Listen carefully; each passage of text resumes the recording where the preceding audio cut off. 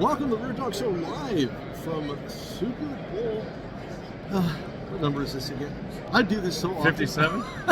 57, right? 57. I said 27 This is earlier. I 57, said 27 earlier today, but I'm not really good with the whole Roman numeral thing, and so just give me some numbers. Forget the Roman. I'm not Roman, and neither is Bill Miller, who joins me here a lot on the show. I don't think I am.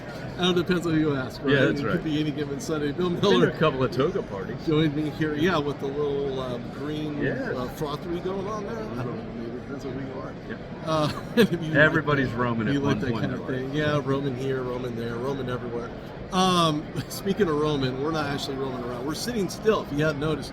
Live here on the Rude Dog Show on Radio Row. If you see all the banners above us, that's because that's where we're at. All right, good. That's right. Conversation. Bill Miller joins me here, President and CEO of the American Gaming Association. He represents 261 billion U.S. casino industry owners.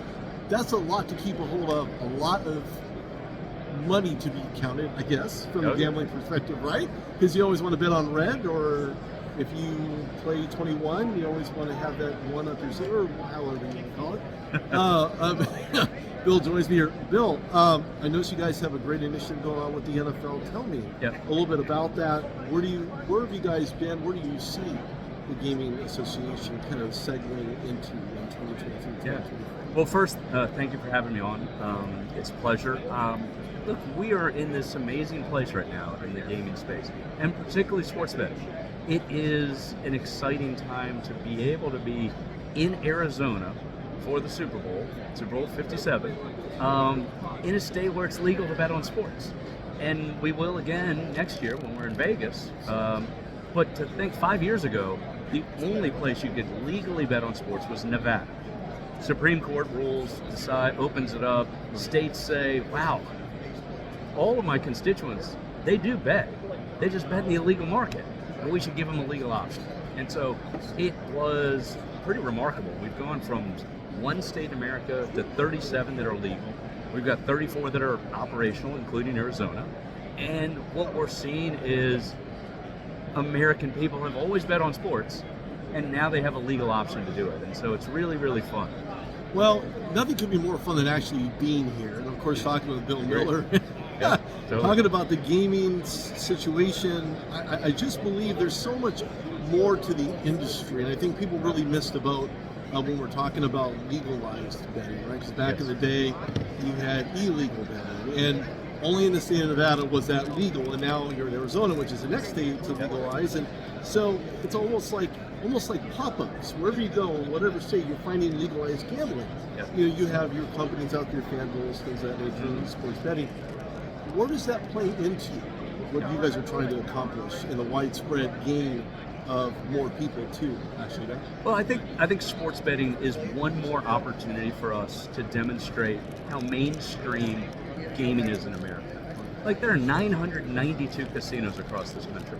The casino industry, of which we get to represent, we're in 44 states. And now with sports betting, really before the court ruled, there was kind of very much arm's length between the leagues, teams, arenas, broadcasters.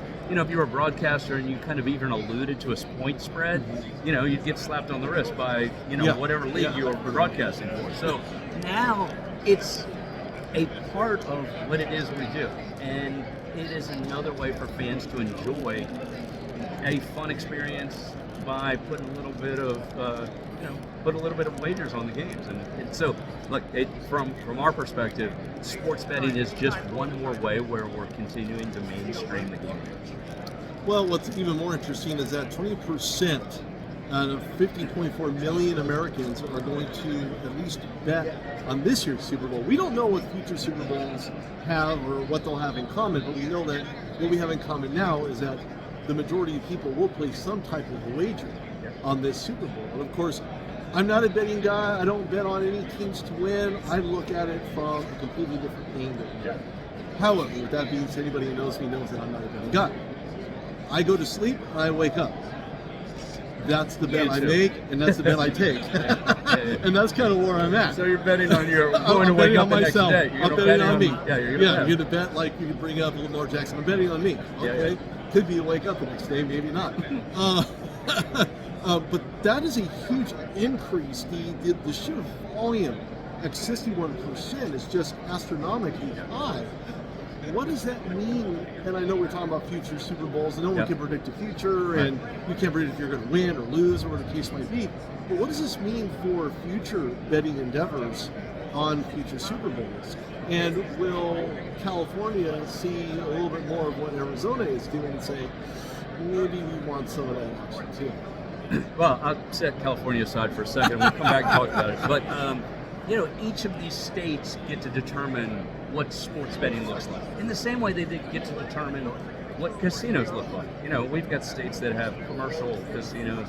We've got states that have tribal casinos, like here in Arizona.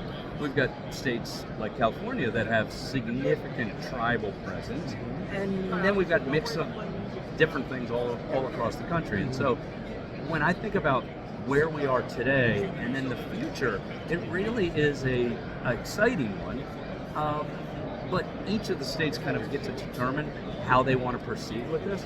Look, I don't think Utah is probably ever going to have a casino, and they may well never have sports betting. And that's okay, because the people in that state get to make that determination.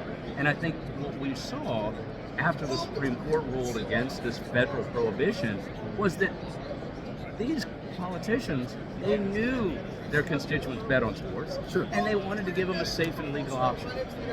Well, when we talk about legalities, and I know each individual person can place whatever wager they want, they find ways and find avenues, but those avenues are certainly going to widen. We see freeway projects where money's used to open up another lane, and I think gambling is another way to open up that next lane. You hear, stay in your own lane. Well, this is all about now all lanes going forward with more lanes being open all the time. We look at legalization and the interest that fans have in the NFL and the legalization process of sports gambling is growing exponentially. It's just kind of mind-blowing to see the progression and where the ebbs and flows are in all of this. It's kind of amazing when you think about the different markets, and not one market is like the answer, all going to be very different. However, what does the overall market look like for sports betting as far as in what you guys do? Well, I think that what we've seen is we look at it market by market too, and like New York is one of those states that very recently adopted sports betting, and so New Jersey had it for a long time. And what you saw on a weekly basis is people that live in Manhattan would take the PATH trains across the border to Hoboken and Jersey City, and they would spend the day in sports bars because New Jersey had mobile sports betting. And so, but then when they went back over the line, because of the geolocating services are so good, the apps would go dead when they went back into New York. But when New York went live, they instantly became the biggest sports betting market in the country. And that is remarkable for two things. One, it wasn't like New Yorkers just decided when the day it became legal to start betting on sports. Right. And two, that they were really excited about the prospect and the ability to bet legally. Wow, you mentioned New York, and of course one of the most richest markets in the United States. And I think to myself, Super Bowl betting is going to become almost a streamlined process, as it were. And when I say streamlined, I mean you can do it from apps, you can do it online on laptops, you can do it from almost basically anywhere you want if you're into that. I look at the gambling industry, and my personal view was that it was always on the naughty list. Yeah. Every single year. Yeah. What is the association doing about maybe kind of giving it a different view, a different look to make it more palatable for those that don't? Yeah, I think it's a really important point. I think that it's something that we don't battle it as much as we used to. Look, the gambling industry started with mob money and Teamster funds, right? And so Bugsy Siegel and all of Casino and those movies that kind of created these negative stereotypes, they were true at some point. But now with 992 casinos across 44 states, and in each one of those states that we operate, when a casino comes to the town, they typically come to a town that got left behind by the auto industry or the steel industry or some other manufacturing, and so they create these economic hubs. They create jobs. They pay a lot of money in taxes, and so over time, really over the last 20-ish years, people have changed their view because they know a neighbor who works at the casino. They know they've gone to the casinos, and there you go, wow, that was a nice place. I had a great meal. I got an opportunity to go play table or slot machines or go to the sports book. And so really over time, market by market, state by state, year by year, I think we have 70% of the American public think that we are a mainstream adult entertainment venue. And that is a wild change from the bad old days that you talked about in terms of, the sin industry and those sorts of things. Yeah. No, and again, even my mindset has changed ever so slightly because that's what I remember. That's what I recall, the bootlegging, the prohibition, in the 30s, and, looking at all the illegal things that were going on, the evolutionary process of what that looks like, and looking at today's market, I couldn't be more, enthused based on what I'm looking at, and how the evolution of that process is now taking shape in the forms of doing things like this with the NFL. It's just to see where we've come with the NFL and really a lot of the other leagues, but there was kind of this view that if you introduce sports betting into the NFL or into the PGA or into that, all of a sudden the integrity of the games are going to change.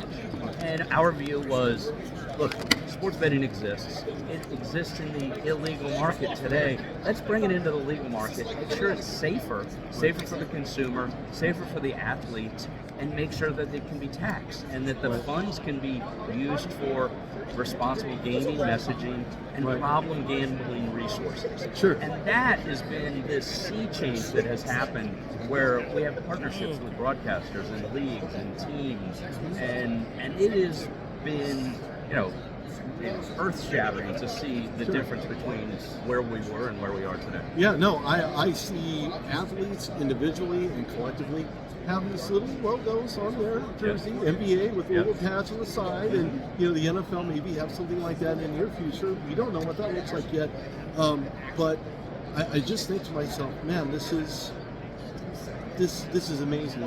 These are great times that we're in right now. I just foresee it becoming that much more dynamic, that much more diverse, and having those two neck and neck. Where do you see the gaming industry actually going, and where can it go from here? Well, I think that the industry's future is very bright. I think that we've already seen it on the financial side, where when the league renegotiate their broadcast deals, they understand that if eyeballs are a way to measure the effectiveness of advertising, and you can create longer eyeballs in games because people have bets that aren't necessarily only on the outcome of the game, how many yards a particular player has at the end of the game, the over/under on the score. Any or all of these things contribute to longer and stronger fan engagement. And so the finances are only going to get better as integration takes place into, what does it look like on a game-by-game, in-play dynamic. And so that's where I see the future, and it's really, really exciting. I really believe that if you do a betting play-by-play, will LeBron James get to that 38K? Yeah. What does that bet line look like, right? Yeah. In-play betting from a broadcast perspective is going to be huge. I almost foresee that happening, to be quite honest with you. Bill Miller joins me here on the Rude Dog Show live from Radio Row. Thanks, Bill, so much. I appreciate it. I appreciate you taking your time, and wish you the absolute best moving forward. But last but not least, who are you picking to win Super Bowl 57? I think that there's a good reason that line's 1.5, and it's pretty close to pick 'em, and so I'm excited about being out here. I'm excited about watching it, and really think it's going to be an amazing game. But I'm not going to pick a winner. Not going to pick a winner. All right, I'm picking a winner. All right, I got the Eagles. Then Field goal, in the game, call it a day. Nice. Wrapped up in a nice little tiny shell of footballness. Nice. Nice. I appreciate it. All Thanks right. again. Thank you Take very care. much. Thank you. All right, take care. Awesome. You too.